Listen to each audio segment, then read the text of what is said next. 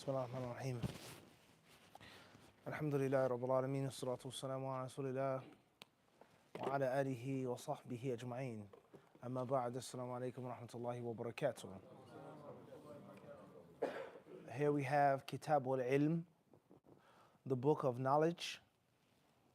It says لفضيلة الشيخ محمد بن صالح العثيمين حفظه الله تعالى. It says that the book is by Sheikh Muhammad bin Salih al-Uthaymin, may Allah preserve him. Obviously, the book was published while the Sheikh was living, Sheikh Uthaymin. 1999 is the date of this book. And in reality, Sheikh Uthaymin, rahimahullah ta'ala, didn't write this book. He didn't write the book. He never wrote this book. Rather, on the cover of the book, it clearly says, إعداد الفقير إلى الله تعالى Fahd bin Nasir bin Ibrahim as-Sulayman. It says that this book was prepared, meaning put together, compiled, synthesized, etc., by Fahd bin Nasir as-Sulayman. Now, Sheikh Ibn Uthaymeen's Fatawa, which are several volumes prepared by the same compiler. Why am I mentioning this? On page 105, it says, Su'ila fadilatu Sheikh. Sheikh Muhammad ibn Salih al-Uthaymin, may Allah have mercy upon him, he was asked, i.e., the compiler took the different questions that were presented to the Sheikh and the answers that were given by the Sheikh pertaining to ilm, seeking it, its reward, its virtue, what books, where to study, etc. Anything that pertains to the service to students of knowledge and those aspiring to become scholars of al-Islam. Also, small books, Rasail, Mukhtasara, Latifa, small books, a small treatise that the Sheikh may have happened to write on da'wah. Asbab al-Khilaf, wa mawqifuna minhu. What are the causes of difference of opinion among the scholars of Islam? And what is our position towards this khilaf? And how do we behave if and when the scholars of Islam differ? So therefore, if the Sheikh wrote a small book on knowledge or da'wah or fiqh or anything pertaining to students of knowledge and du'at, and all of the different questions that he was asked in his masjid, in Mecca, in Medina, he put them together. But the Sheikh rahimahullah ta'ala himself did not sit down and write this book. All right? So let that be known. On page 105, this is the sixth question of this section. It states, سئل فضيلة الشيخ يلاحظ ضعف الهمة والفتور في طلب العلم فما الوسائل والطرق التي تدفع إلى علو الهمة والحرص على العلم. He was once asked, and obviously keep in mind that the book was compiled in 1999. So this question could have been asked in 1999, 1989, 1979. It says, يلاحظ. Unfortunately, we notice that many students of knowledge, they have very low aspirations. They have very low aspirations, and they don't have the stomach for the long fight. They give up, they quit. They start studying, they drop out, they start studying, they give up, they go from book to book, teacher to teacher, class to class, masjid to masjid, university to university, without completing anything. Yulahadu, he says, this is something which is noticed. So therefore, what are the causes behind this? Why are so many students of knowledge in 1999? Listen carefully. We're in 1999, right? We're in 2024. So that was how many years ago? 25 years ago. Think about that now. There was no iPhone 25 years ago, correct? There was a Macintosh, a computer. Remember that? In school, Macintosh. This was before Apple was anything. With the floppy disks, right? You would play the different games, okay? The Oregon Trail. Remember the different games that they had on the computer? Everybody loved, computer time, all right? So back then there were no iPhones, there was no iPad, there was no LTE, 4G, blah, blah, blah, 4K, 8K, there was none of that stuff. So if 25 years ago, at least, it could have been longer than that, older than that, if students of knowledge were having or suffering from low aspirations, not wanting to be much, not seeking to be much, not desiring to be much, like the sports, right? I'm just happy to be here. You see some people, they say in the championship game, in the Super Bowl, we're happy to be here. That person's never going to win. versus the one who says, no, we're going to win, we have to win. I'm just happy to be on television. Low aspirations. I'm happy that I got drafted. I'm happy that I'm overseas. And that's it. I'm happy with that. I'm happy with translating a few things. Alhamdulillah, I've succeeded. Wal futur. And once again, quitting, giving up, and not having the sabr to continue the studies, to go further, to stay upon the path. What's the reason behind these illnesses in 1999, before 2024? And obviously, Shaykh Uthaymeen, rahimahullah ta'ala, the caliber of scholar like that being alive. Are there scholars in that location in Saudi Arabia of that caliber alive today? So if that was him back then with that huge, that caliber like that, and there were many students that were suffering from this, then imagine today. You guys get the point or not? So that's the first part of the question. And the second part of the question says, and what are the steps towards raising one's aspiration? And what are the steps towards being diligent, being hungry, being greedy, having hirs, hard working to study, to learn, and to get more? As if this question was asked 2024. فأجاب حفظه الله ورعاه بقوله, the Shaykh, may Allah have mercy upon him, he answered by saying, ضعف الهمم في طلب العلم الشرعي من المصائب الكبيرة. He says, low aspirations, poor aspirations for seeking knowledge, من المصائب الكبيرة. It's a major calamity. It's a catastrophe. It's a disaster. When the people who go out to seek knowledge barely want it, barely go after it.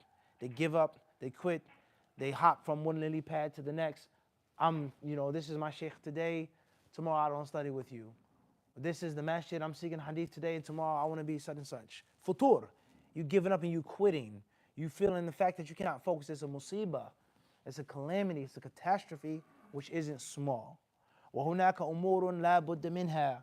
And there are things that are absolutely necessary to prevent this, to combat this, to fight this, to lessen this, etc.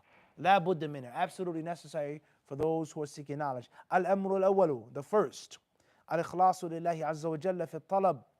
والإنسان إذا أخلص لله في الطلب وعرف أنه يثاب على طلبه وسيكون في الدرجة الثالثة من درجات الأمة فإن همته تنشط.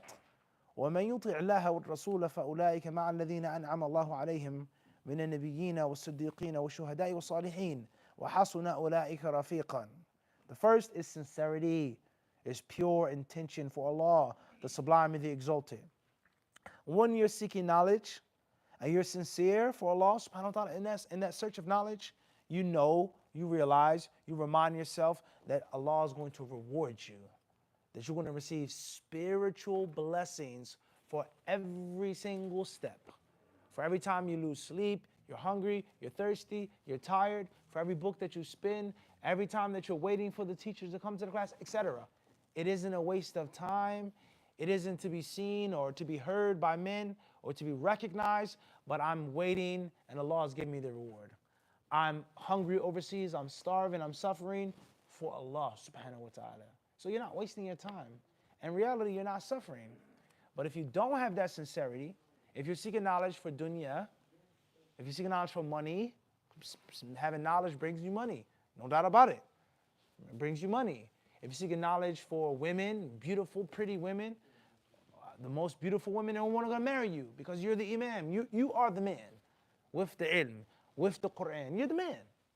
Let's not fake the funk. Everybody's going to want to, marry my daughter, marry my sister. Sisters, women want to, present themselves to you as if you're the messenger of Allah. I offer myself to you in marriage. Would you accept that? And if you didn't have that knowledge and that status, would it be the same? So it's a reality. Status, people knowing your name, people seeing you on TV, people you being a household name, an Islamic celebrity. You may think it's but do you know what it means when you walk down the street and everybody recognizes you? In the airport, in this masjid, you're minding your business, someone says, hey, write me an autograph, take a picture, my son wants to meet you. You become a celebrity. The non-Muslims know you. You land in JFK, they say, hey, I was just watching your live stream. Literally. I was just watching your class and your lesson on Uloomul Quran, right? So it sounds easy, but when you're put into that spot, it can be a test and it can be a challenge, let alone the other benefits that having the knowledge brings you. It brings you these benefits. So I'm seeking knowledge not for women, not for money, not for fame, not for infamy. Okay, I'm the bad guy. They're scared of me, right? I punked all of them. None of them can face me in a battle. Infamy or fame, men live for both. It's a reality. If you study the history of people that are popular, some are famous and some are infamous. But one way or another, you know me. Right, Daddy? You know who I am. Right? You hate me, but what? But you know me, and you're scared of me. That strokes a person's what? A person's ego. So it doesn't matter how, you are the man. You're in the spotlight, in the limelight. So if you seek a knowledge for Allah versus you seek a knowledge for these worldly things. And then the shaitan can trick you even more. He can be more subtle. The shaitan can trick you to seek a knowledge for your parents. Because your parents let you go to Medina, instead of you being a civil engineer, instead of you being a doctor, instead of you playing sports, instead of you picking the career choice that they made for you, we'll let you go overseas and study.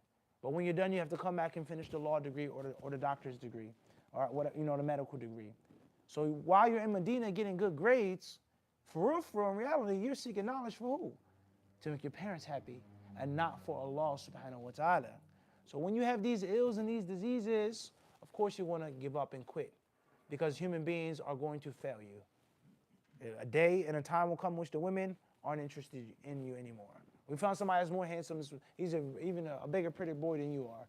He has more knowledge than you, right? He's more popular. A time will come in which this Islamic celebrity will become what? He'll become played out. And there's a new actor with more makeup on his face.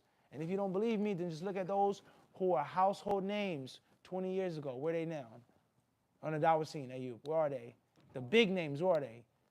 Non-existent. And it's a whole new lineup of what? Of celebrities. All right?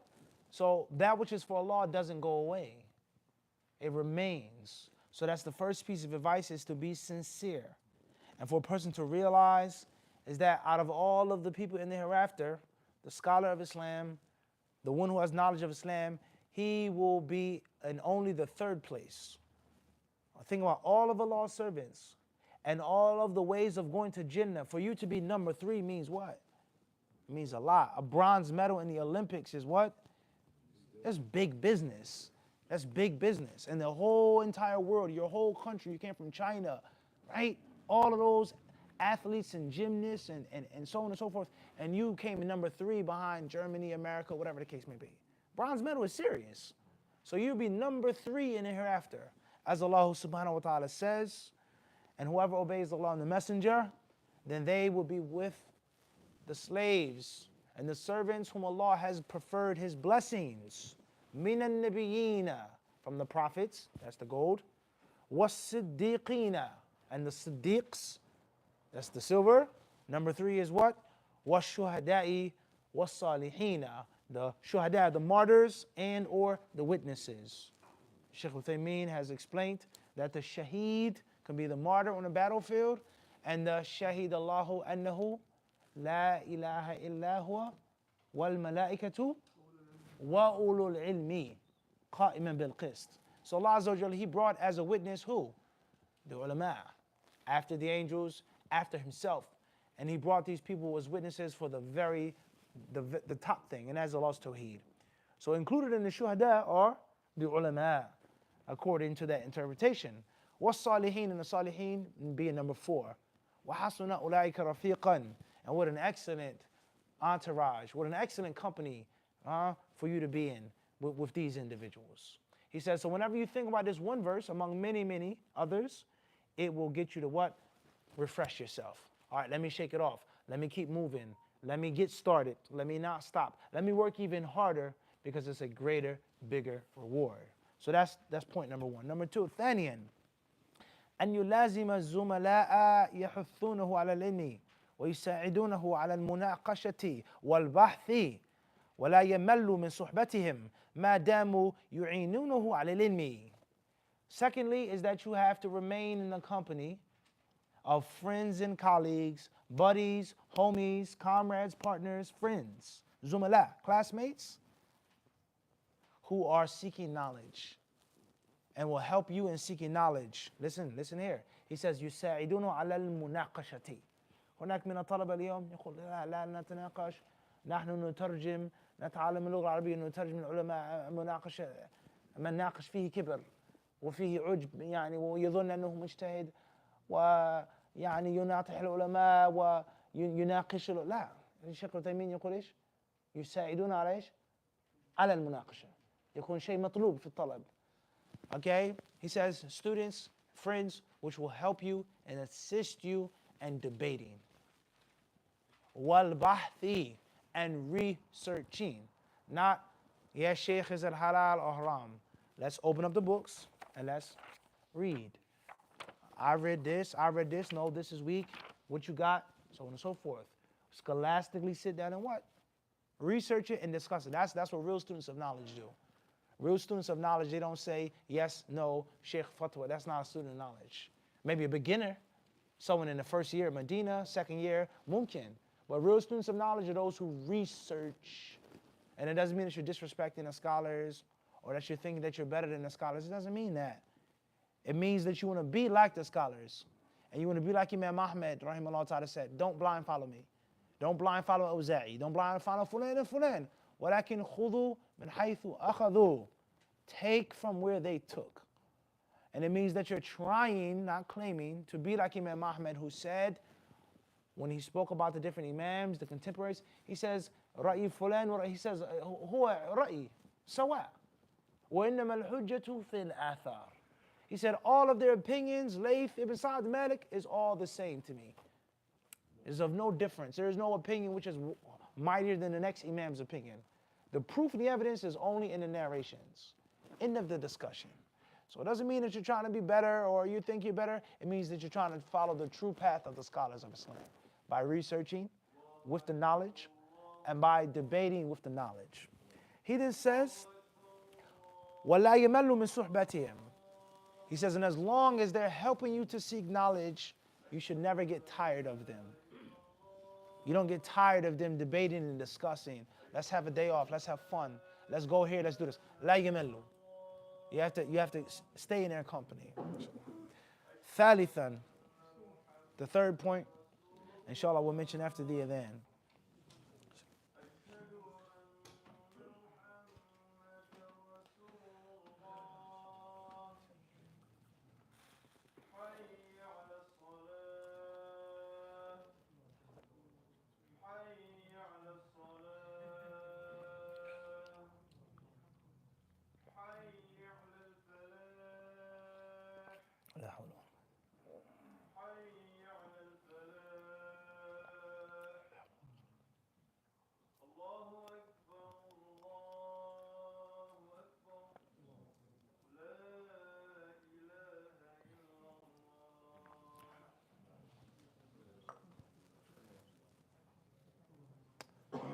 How much time is left?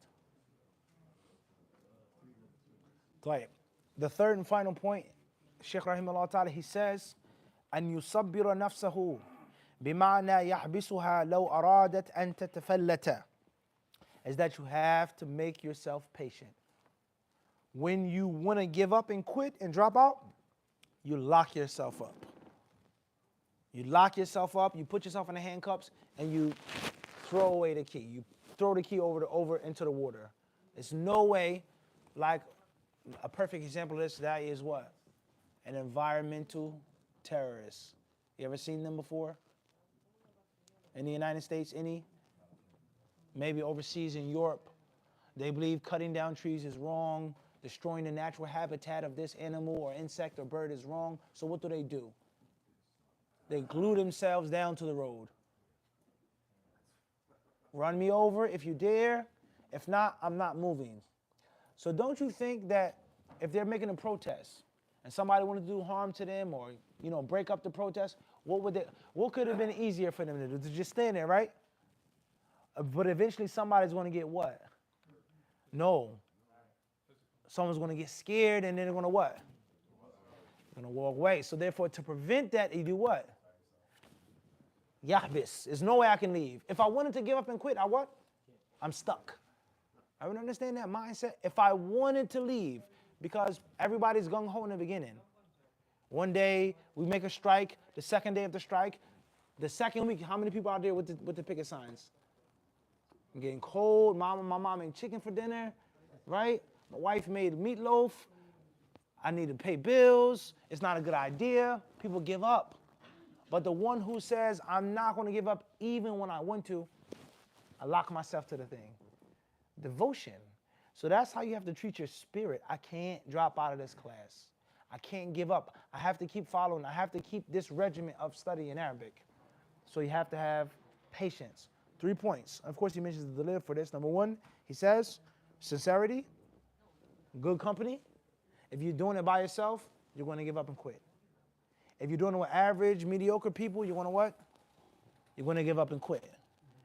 And number three, you have to be patient. And when you feel weak, you make sure you don't give the nafs the option to quit by gluing yourself to the road. And that is, I have no other option. I got rid of my passport. I'm not leaving Medina until I memorize everything. As an example. All right? Even if you don't want to go at that extreme, but you get the point I'm trying to make. But if you leave the door open, the moment it gets tough and difficult, you're going to do what? You're going to walk out that door.